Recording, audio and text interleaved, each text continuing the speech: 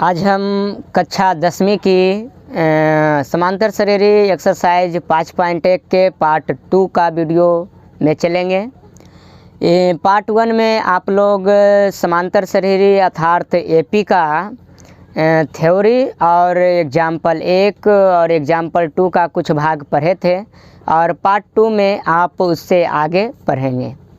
तो जैसा कि आप देख रहे हैं कि एग्जाम्पल 2 का हमने क्वेश्चन लिख दिया है।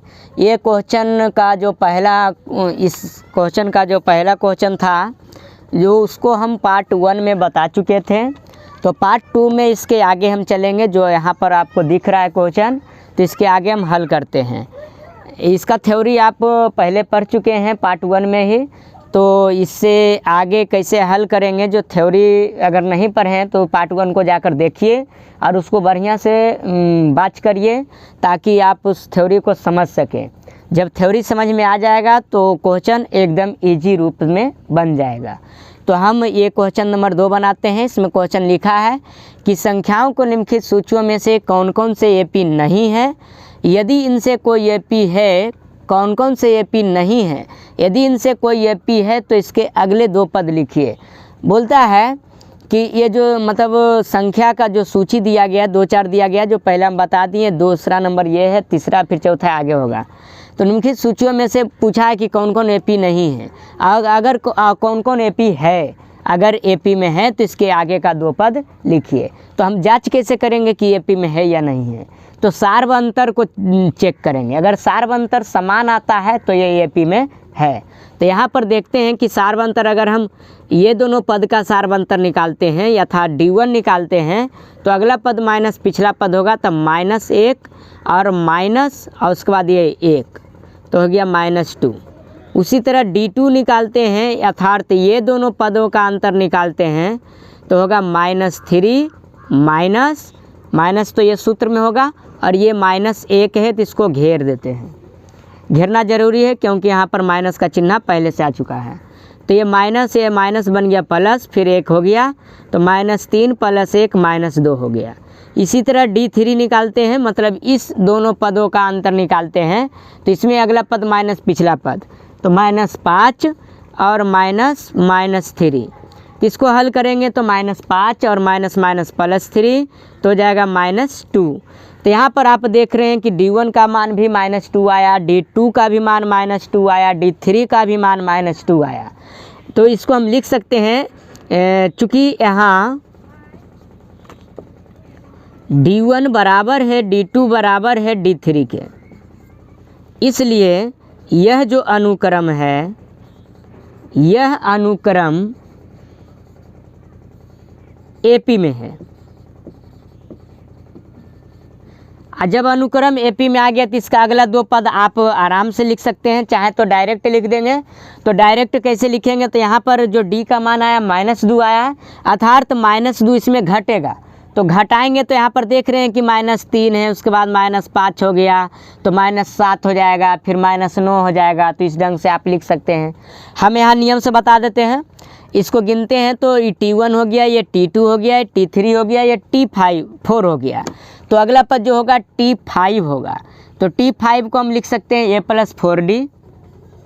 तो A का मान यहाँ पर जैसे देख रहे हैं कि 1 है, 4 गुना D का मान -2 है तो 1, ये इसको करेंगे हल तो 4 दूनी 8 माइनस में होगा तो 1 और प्लस माइनस से माइनस होता है और यहाँ 8, 1 में से 8 चला गया -7 हो गया। तो T5 का मान -7 आ गया। उसी तरह T6 का मान निकाल लेंगे तो A + 5D हो जाएगा, क्योंकि यहाँ 6 है तो 1 कम होगा। तो A का मान यहाँ पर 1 लिखा है, 5 गुना D का मान यहाँ -2 लिखा है तो 1 + 5 दूनी 10 माइनस में 10, 1 प्लस माइनस हो गया, 1 में से 10 गया -9। तो यहाँ पर देख रहे हैं कि हम T5 का भी मान निकाल लिए, T6 का भी मान निकाल लिए। तो यहाँ लिख सकते हैं, इसलिए इसका अगला 2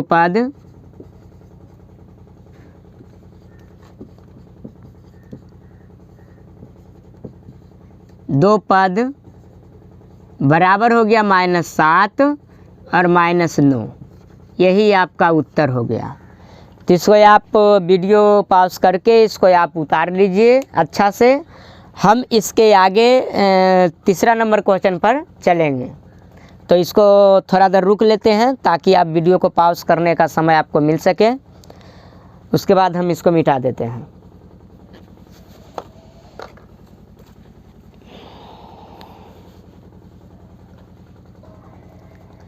आप इसको अच्छी तरह से उतार लीजिएगा, हम इसको मिटा रहे हैं।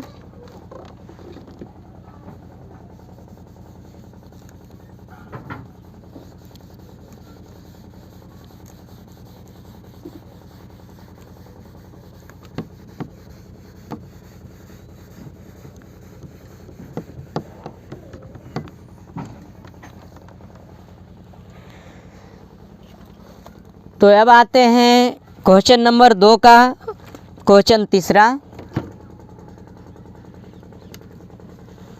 तीसरा में दिया गया है -2, फिर 2, फिर -2, फिर 2, फिर -2, फिर डॉट डॉट डॉट।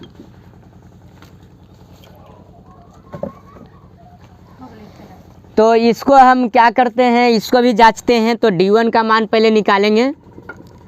तो अगला पद माइनस पिछला पद अर्थात 2 माइनस और ये -2, तो 2 प्लस माइनस माइनस प्लस होता है 4 आ गया। D2 का मान निकालते हैं। तो यहाँ पर से D2 निकलेगा। तो -2 तो दिया ही है और माइनस सूत्र होता है, उसके बाद ये 2, तो -4 आ गया। जैसा कि आप देख पा रहे हैं कि यहाँ पर D1 का मान 4 आया है, यहाँ D2 का मान -4 आया है। अर्थात यहाँ पर D1 D2 के बराबर नहीं है। तो यहाँ पर हम लिख सकते हैं, चूँकि यहाँ D1 बराबर D2 का नहीं है, इसलिए यह अनुक्रम AP में नहीं है। जब AP में है ही नहीं तो इसके आगे का 2 पद हम नहीं लिखेंगे। यहाँ पर हम आगे D3 का मान इसलिए नहीं निकालें क्योंकि यहाँ पर D1 और D2 बराबर नहीं आया था। अगर बराबर आता तो D3 का मान निकालते। यहाँ पर D1 और D2 ही बराबर नहीं आया तो आगे चेक करने का मतलब ही नहीं होता है। तो इसको भी आप वीडियो को पॉज कर उतार लीजिएगा। हम इसका क्वेश्चन नंबर एग्जाम्पल 2 का क्वेश्चन 4 में चलेंगे।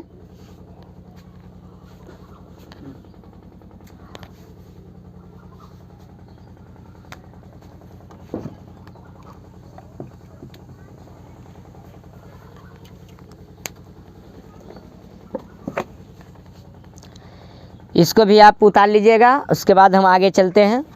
बारी बारी से हम A to Z क्वेश्चन को बता देंगे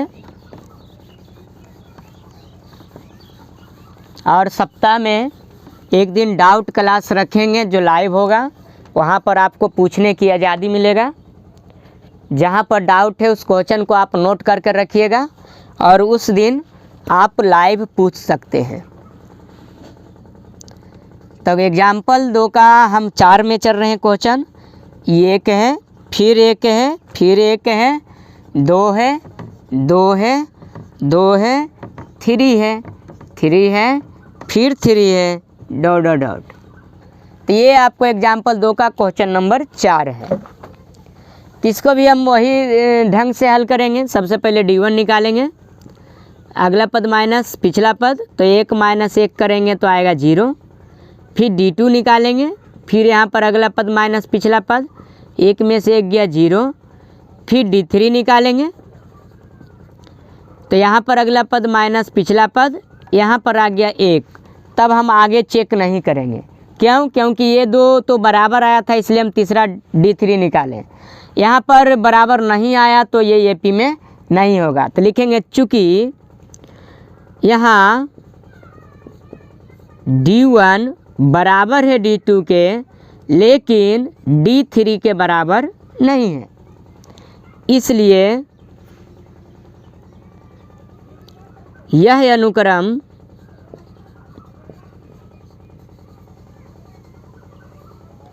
AP में नहीं है।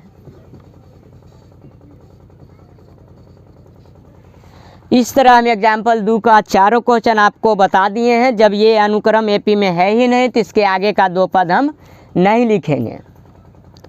बाकी आप YouTube पर हमारा चैनल है चंद्रलोक भाई पटेल, उस पर आप बहुत से ट्रिक देख सकते हैं, याद करने का तरीका उसको वहाँ पर आपको देंगे। हम नई नई वीडियो बनाएंगे, पहले से भी वीडियो बना हुआ है।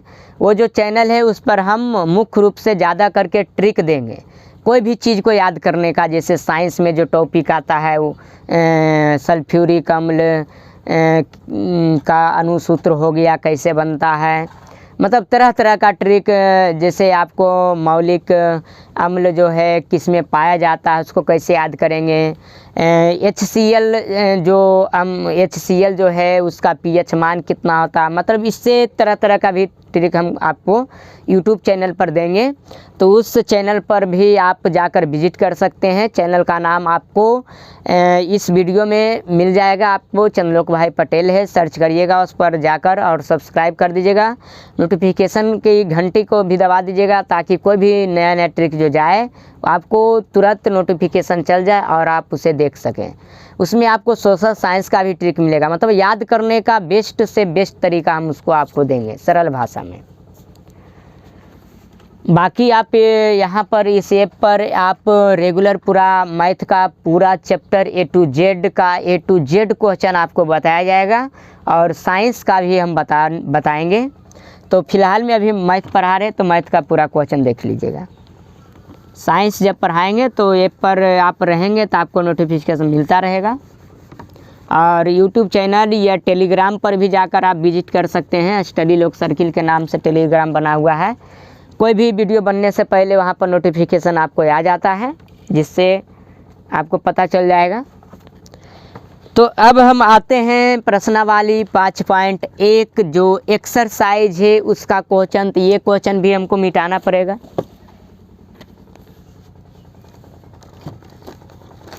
आप क्या करिए, जब भी पढ़ने के लिए बैठिए उस समय बुक अपने आगू में, अपने सामने या अपने आगे रख लीजिए ताकि क्वेश्चन को अच्छी तरह से आप समझ सकें। हम यहाँ पर 5.1 का जो क्वेश्चन है उसको हम नहीं लिखेंगे, डायरेक्ट बनाएंगे। तो यहाँ पर देख रहे हैं क्वेश्चन 1 में क्या बोल रहा है कि निम्नलिखित स्थितियों में से किन स्थितियों में संबंध संख्याओं की सूची एपी है और क्यों है।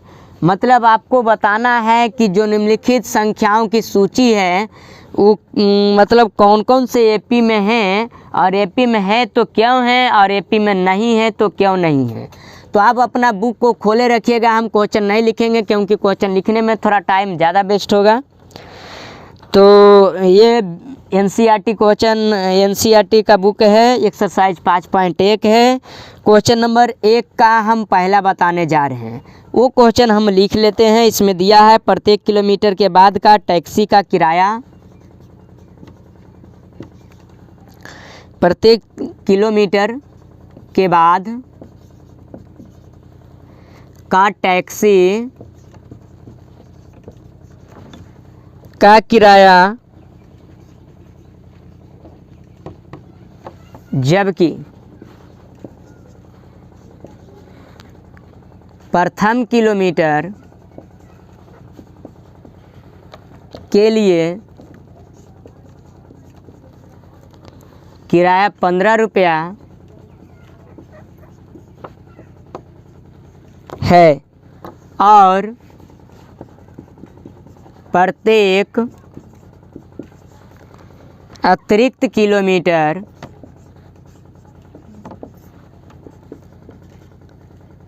के लिए किराया 8 रुपया है। देखिए, तो 5.1 का जो क्वेश्चन था, क्वेश्चन 1 में बोला था कि आप बताइए कि निम्नलिखित में कौन कौन से एपी में है और एपी में है तो क्यों है, अगर एपी में नहीं है तो क्यों नहीं है। तो यहाँ पर बोला गया है कि प्रत्येक किलोमीटर के बाद टैक्सी का किराया, जबकि प्रथम किलोमीटर के लिए किराया 15 रुपया है। मतलब एक टैक्सी है, उसमें बोल रहा है कि टैक्सी जब 1 किलोमीटर आपको ले जाता है तो 15 रुपया लेता है। 1 किलोमीटर जब आपको ले जाता है तो 15 रुपया लेता है। लेकिन आगे का वह नियम लगा कर रखा है कि अगर 1 किलोमीटर के आगे आप अगर दूसरा किलोमीटर आप जाते हैं तो आपसे ये जो 15 रुपया लगा, ये दूसरा किलोमीटर का आपको 15 रुपया नहीं लगेगा। तो लगेगा कितना? तो 8 रुपया मात्र लगेगा। ऐसे भी जानते हैं कि कोई अगर आप एक वस्तु को ख़रीदते हैं तो आपको ज़्यादा कीमत लेता है, और उसी वस्तु को अगर आप थोक में ख़रीदते हैं तो कम कीमत लेता है। उसी तरह यहाँ टैक्सी में दिया गया है कि अगर आप 1 किलोमीटर चलते हैं तो 15 रुपये लग जाएगा, लेकिन अगर आप 2 किलोमीटर चलते हैं तो 30 रुपया लगना चाहिए, लेकिन 30 रुपया आपको नहीं लगेगा, आपको मात्र 23 रुपया लगेगा। और उसी तरह नेक्स्ट किलोमीटर में भी रखा है कि और प्रत्येक किलोमीटर में आपका किराया जो है 8-8 रुपया बढ़ते चल जाता है। इस तरह से तो देखें कि प्रथम किलोमीटर का जो किराया था, हमको प्रथम किलोमीटर का किराया 15 रुपया था। दूसरा किलोमीटर का जो किराया था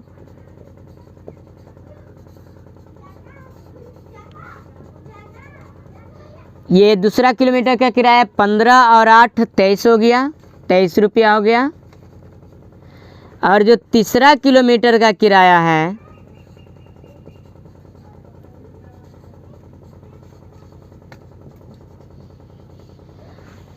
देखिए 15 में 8 जुटा 23 और 23 में 8 जुट गया, 31 रुपया हो गया।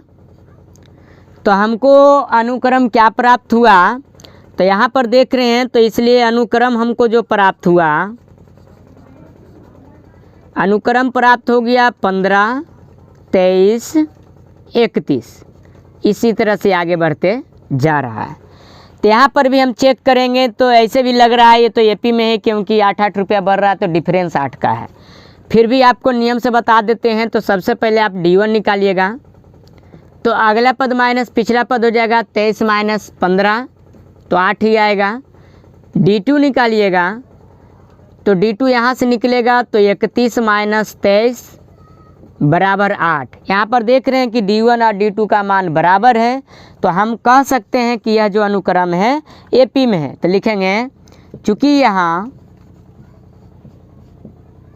D1 बराबर है D2 का, इसलिए यह अनुक्रम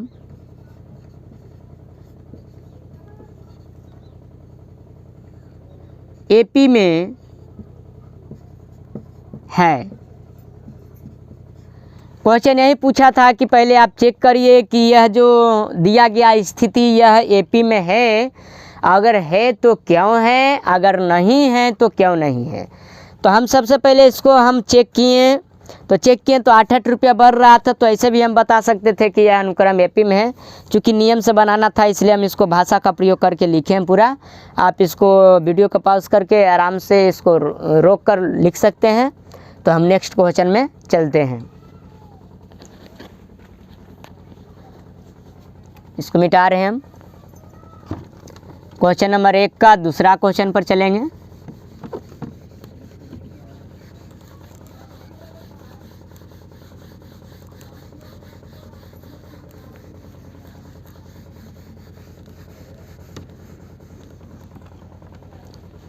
एक का दूसरा में देखिए क्या बोल रहा है कि किसी बेलन में उपस्थित हवा की मात्रा, किसी बेलन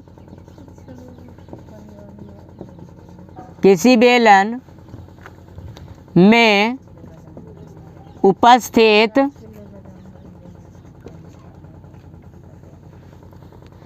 हवा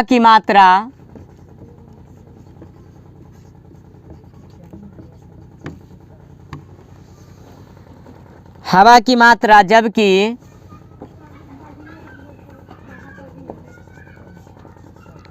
वायु निकालने वाला पंप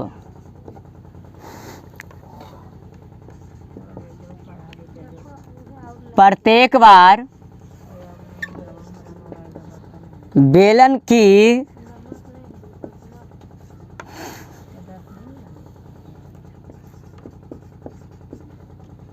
शेष हवा का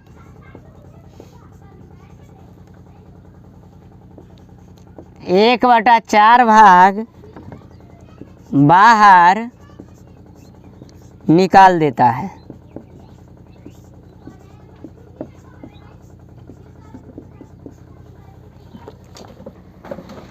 देख रहे हैं आपके सामने ये क्वेश्चन नंबर 1 का दूसरा क्वेश्चन लिखा हुआ है। किसी बेलन में उपस्थित हवा की मात्रा जबकि वायु निकालने वाला पंप प्रत्येक बार बेलन की शेष हवा का 1/4 भाग बाहर निकाल देता है। मतलब हमको पता नहीं है कि बेलन में कितना हवा है। तो अब सबसे पहले हम मान लेते हैं कि बेलन पहले खींच लेते हैं।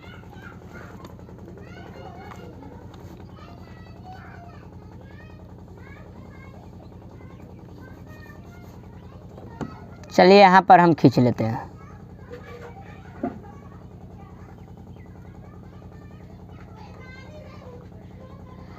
इस बेलन में मान लिया हवा भरा हुआ है। इस बेलन में हवा की जो आयतन है मान लिया कि भी है, भी इकाई है, भी घन इकाई।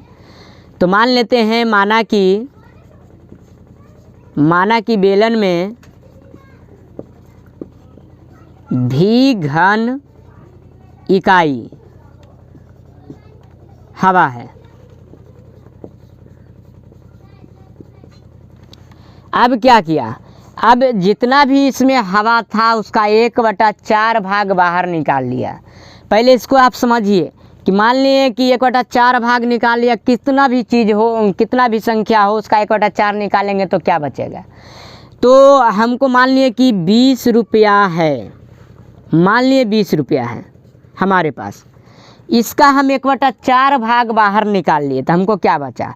तो 20 रुपया था और 20 का 1/4 हम बाहर निकाल लिए तो क्या बचता। तो इसको हम काटेंगे 4 × 20, तो इसका मतलब हो जाएगा 20 - 5 = 15 रुपया बचेगा। तो हम इतना लॉन्ग में जाएंगे तो थोड़ा कैलकुलेशन लंबा हो जाएगा, तो इसको हम शॉर्ट में कैसे करेंगे। तो सबसे पहले आप जान रहे हैं कि 1/4 भाग निकाला, अर्थात ये 4 भाग था जिसमें 1 भाग यह निकाल लिया। तो 4 भाग में 1 भाग निकाल लिया तो बचा कितना, तो 3 भाग। 4 में 1 चला गया तो 3 भाग, तो 3/4। तो हम ऐसे नहीं करके इसको डायरेक्ट क्या निकालेंगे, जैसे 20 रुपया था हमारे पास, अब उसका 1/4 भाग निकाल लिया तो बचा कितना, तो बचा हमको 3/4। तो लिख देंगे 20 का 3/4। तो 4 से कट जाएगा 5 बार में, तो 5 × 15। तो यहाँ पर आप देख रहे हैं कि ये डायरेक्ट आ गया, हमको घटाना उठाना नहीं पड़ा। तो इसी ट्रिक का यूज हम यहाँ पर करेंगे, हम घटाएंगे उठाएंगे नहीं। तो इसको भी आप पॉज करके लिख सकते हैं समझने के लिए, बाकी इसको मिटा देते हैं और इसी ढंग का वहाँ पर उपयोग करने वाले हैं। ज़रा ध्यान दीजिएगा, यहाँ पर बेलन में शुरुआती में भी घन इकाई हमको हवा था, तो पहला बार जब निकाल लिए तो शेष हवा कितना बचा। तो लिखेंगे प्रथम बार निकालने के बाद शेष हवा भी था और 1/4 निकाल लिए। तो 1/4 निकाले मतलब 4 में 1 निकाल लिए तो बचा कितना, तो 3/4। अब ये तो अंक नहीं है जो काट देंगे, तो इसको गुना कर देंगे, इसके नीचे नहीं कुछ था। 1 3 गुना भी तो 3 भी, और 4 गुना 1 तो 4। ठीक, फिर बोला कि फिर शेष हवा जो बचा उसका फिर 1/4 निकालें। अर्थात अगर हम चलें द्वितीय बार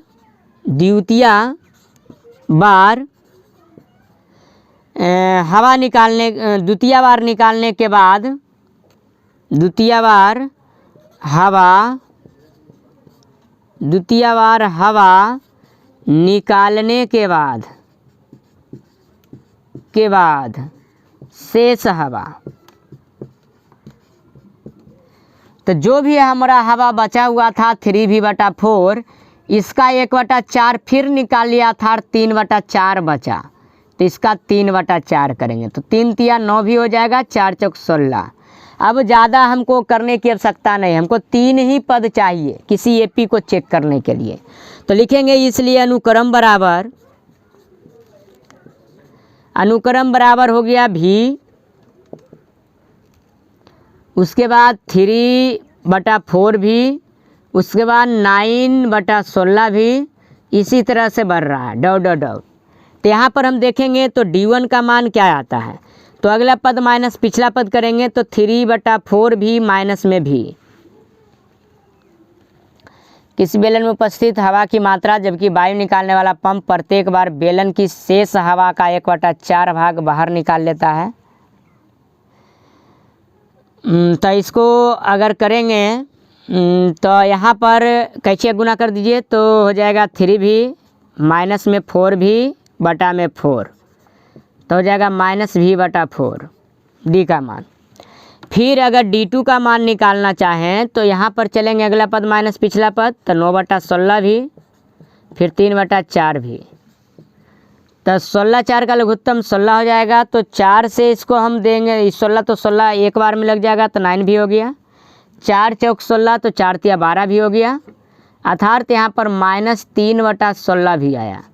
तो जैसा कि आप लोग देख पा रहे हैं कि यहाँ पर जो D1 और D2 का मान है दोनों अलग अलग आया है, तो इससे हम बता सकते हैं कि यह जो अनुक्रम है एपी में नहीं है। तो लिखेंगे चूँकि यहाँ D1 नॉट इक्वल है D2 के, मतलब D1 बराबर D2 का नहीं है, तो इसलिए यहाँ पर हम लिख देते हैं, इसलिए यह अनुक्रम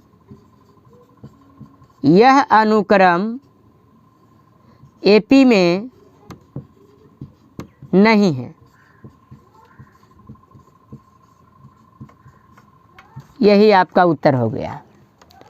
इसको भी आप बढ़िया से वीडियो को पॉज करिएगा और अच्छी तरह से इसको लिख लीजिएगा, और समझ में नहीं आएगा तो इसको आप बैक करके भी देखकर 2-3 बार देख लीजिएगा तो समझ में आ जाएगा। ऐसे फिर हम एक बार इसको बता देते हैं कि एक बेलन था, इसमें कुछ हवा भरा हुआ था, हमको पता नहीं था कि इसमें कितना हवा भरा हुआ है। तो हम मान लिए कि इस बेलन में V घन इकाई हवा भरा हुआ है। तो बोला था प्रश्न में कि प्रत्येक बार जो पंप हवा निकालने वाला है 1/4 भाग निकाल लेता है, 1/4 भाग बाहर निकाल लेता है, तो उसमें कितना बचता है। तो पहला बार हवा भी था, उसमें 1/4 निकाल लिया तो 3/4 बचा, अर्थात उसमें बच गया 3v/4, इतना हवा बचा। फिर द्वितीय बार जब हवा निकाला तो इसका 1/4 निकाला, तो 1/4 निकाला तो 4 में 1 गया तो 3/4 बचा, तो इसको हल किए तो 9v/16 आ गया। तो हमको 3 पद आ गया, तो अनुक्रम लिख दिए। अनुक्रम लिखने के बाद D1 और D2 निकाले, मतलब अगला पद माइनस पिछला पद। यहाँ पर ये इसको D1 इससे निकलेगा, इससे D2 निकलेगा, तो अगला पद माइनस पिछला पद किए तो -v/4 आया। फिर यहाँ पर किए अगला पद माइनस पिछला पद तो -3/16 भी आया। तो यहाँ पर देखें कि जो D1 है और जो D2 है दोनों आपस में बराबर नहीं है, तो यहाँ हम लिखें यहाँ D1 नॉट इक्वल D2 है, इसलिए यह जो अनुक्रम है एपी में नहीं है। अब इसको आप बढ़िया से उतार लीजिएगा, हम मिटा रहे हैं इसको। क्वेश्चन नंबर हम आगे चलते हैं 1 का तीसरा नंबर में।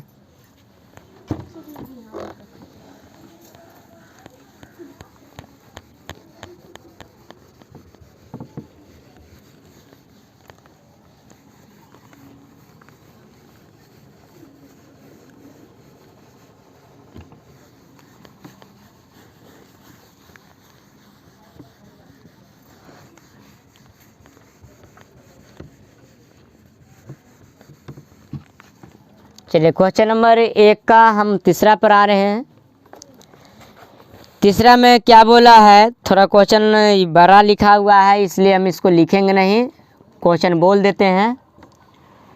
क्वेश्चन लिखा है कि प्रत्येक मीटर की खुदाई के बाद एक कुआं खोदने में आई लागत, जबकि प्रथम मीटर खुदाई की लागत 150 रुपया है और बाद में प्रत्येक मीटर खुदाई की लागत 50 रुपया बढ़ती जाती है। इसमें बोला गया है कि आप एक कुआं, इसमें एक कुआं खुदा रहा है। मान लिया कि बेलनाकार कुआं होता है, तो इसको बेलनाकार एक कुआं जिसे हम खींच देते हैं।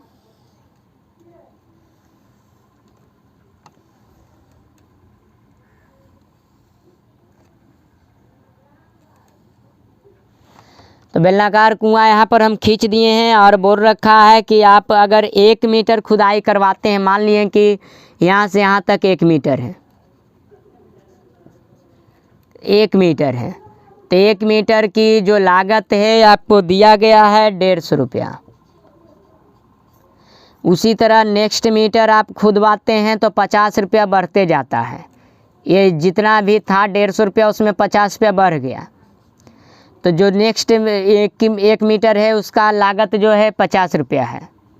उसके बाद जो नेक्स्ट 1 मीटर है इसका जो लागत है इसका भी 50 रुपया बढ़ गया है, मतलब 50 रुपया है। तो बोलता है यह अनुक्रम एपी में है या नहीं है। तो इसको हम देखते हैं कि अगर हम 1 मीटर कुआं की खुदाई करवाएं, 1 मीटर कुआं की खुदाई करवाए हैं, लिखे यहाँ लिखते हैं चूँकि 1 मीटर कुआं की 1 मीटर कुआं की खुदाई लागत 150 रुपया है।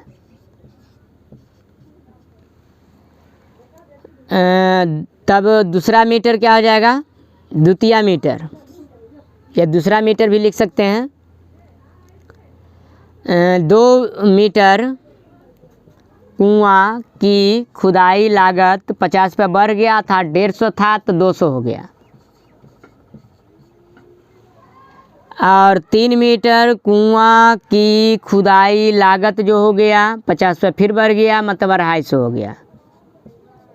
तो अनुक्रम हमको क्या प्राप्त हुआ, इसलिए अनुक्रम बराबर अनुक्रम हो गया 150, फिर 200, फिर 250, उसी तरह डॉट डॉट डॉट।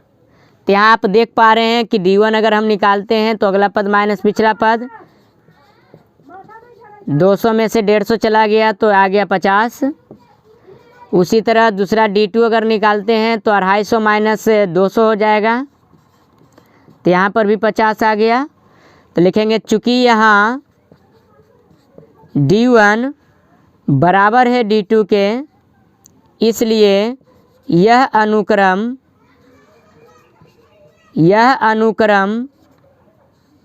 AP में है। ये भी इजी था कि आप इसमें बोल दिया कि अगर आप 1 मीटर अगर खुदाई करवाते हैं कुआं तो आपको 150 रुपया लगेगा, और अगर 2 मीटर खुदवाते हैं तो आपको 50 रुपया उसमें बढ़ जाएगा, मतलब 200 रुपया दूसरा मीटर का लग जाएगा 2 मीटर खुदाई कराने का, और 3 मीटर खुदाई कराने का 200 में फिर 50 रुपया बढ़ जाएगा तो 250 रुपया हो जाएगा। तो अनुक्रम हमको मिल गया, पहला मीटर खुदवाएँ तो 150 रुपया, दूसरा मीटर में 200 रुपया, तीसरा मीटर खुदवाई करवाएँ तो 250 रुपया। तो यहाँ पर देख पा रहे हैं कि ये जो अनुक्रम है एपी में है, क्योंकि यहाँ पर D1 और D2 समान आया है। तो इसको भी आप उतार लीजिएगा वीडियो को पॉज कर हम आगे 1 का चौथा नंबर पर चलते हैं।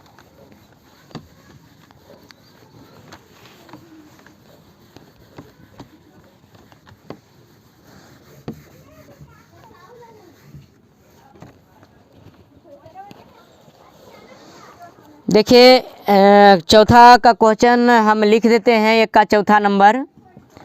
इसमें लिखा है खाते में प्रत्येक वर्ष का मिश्रधन, जबकि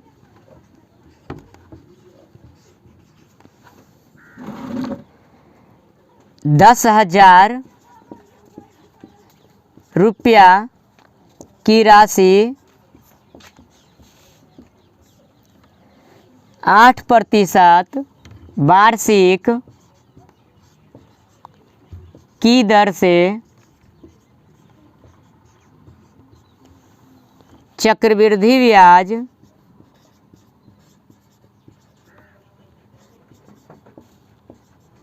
पर जमा की जाती है।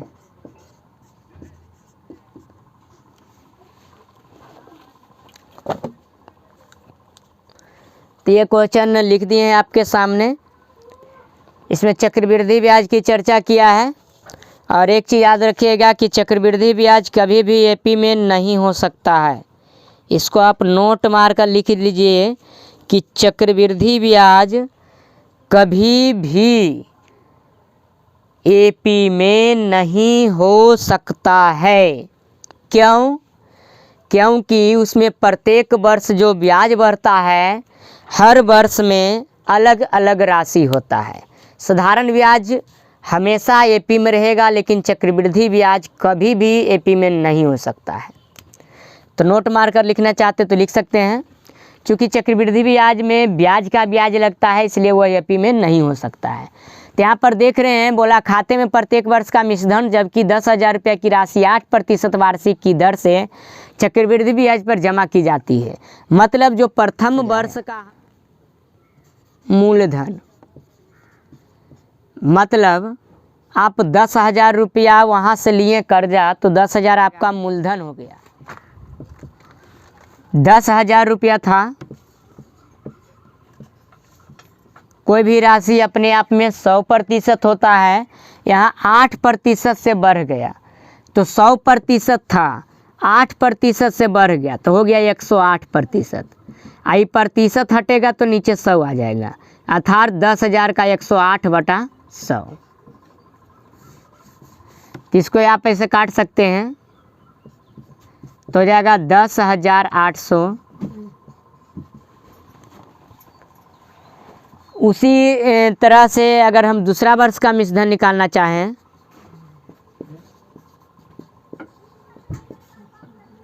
दूसरा वर्ष का मिश्रधन,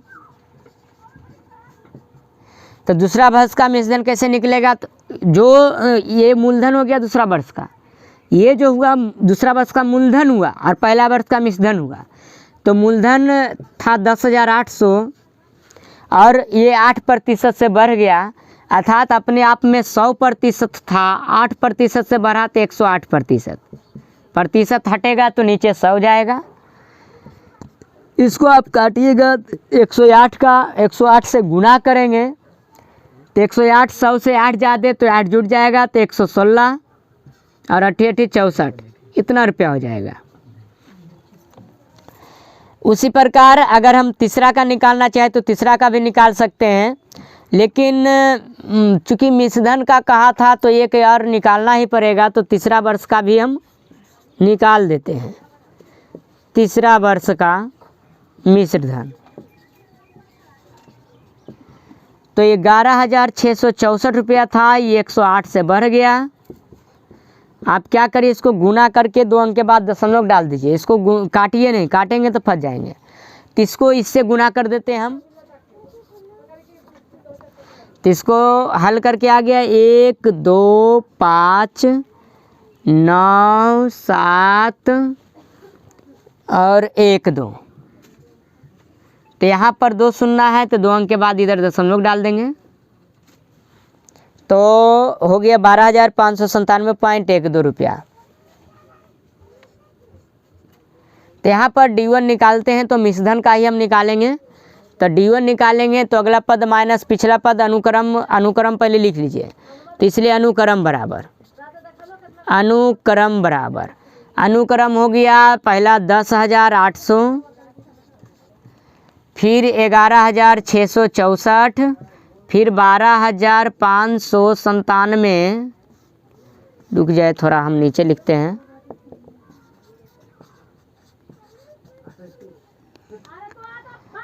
दस 10,800, 11,664, 12,597.12 डॉट। तो यहाँ पर आप D1 निकालिएगा तो 11,664 में 10,800 घटा दीजिए तो आ जाएगा, देखिए इसमें 200 और इसमें 600 तो 864 आ जाएगा घटकर। 4 में शून्य गया, 6 में शून्य गया, 16 में 8 गया, 8 हो गया, और ये 10 में 10 गया, ख़त्म हो गया। फिर D2 निकालेंगे तो 12,597.12 और घटाव में ये वाला लिखेंगे 11,664 तो 12,597.1 इसमें घटा दीजिए 11,664, तो 7 में 4 गया 3, 3 15 में 6 गया 9, ये कटकुट हो गया, अर्थात 933.12। तो जैसा कि आप देख पा रहे हैं कि यहाँ पर जो D1 है ये इसका मान कुछ और आया है और D2 का मान कुछ और आया है। तो यह भी अनुक्रम AP में नहीं है। इसको हम क्या करते हैं, इसको हम मिटाकर आगे ऊपर लिखते हैं। आप ऊपर लिख लीजिएगा, वीडियो को पॉज कर हम इसको ऊपर क्वेश्चन को मिटा रहे हैं। यहाँ पर 4 नंबर को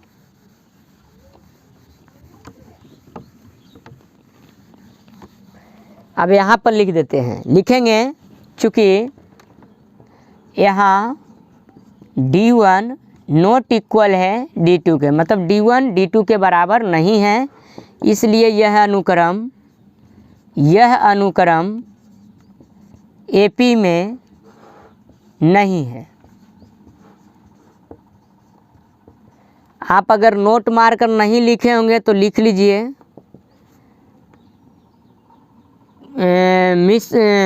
चक्रवृद्धि ब्याज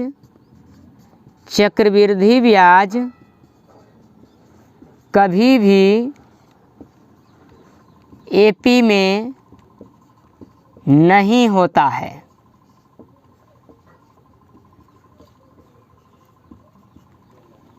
इसको नोट मारकर आप लिख लीजिए। कुछ देर हम इसको मिटाते हैं, तब तक आप इसको वीडियो को पॉज करिए और इसको उतार लीजिए। एक नोट मारकर और हम लिख देंगे। अब वीडियो को आप पॉज कर लिए होंगे तो हम इसको मिटा देते हैं। यहाँ पर एक नोट और मारकर लिख लीजिए, साधारण ब्याज हमेशा AP में होते हैं।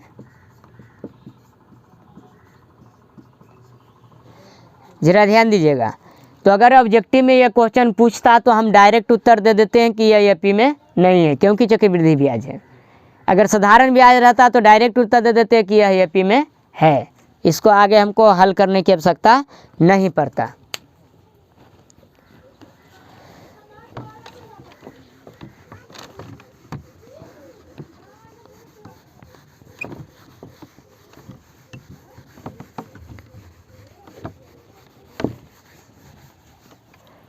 इसके आगे हम नेक्स्ट क्लास में चर्चा करेंगे। तब तक के लिए आप इसको दोहराते रहिए। धन्यवाद।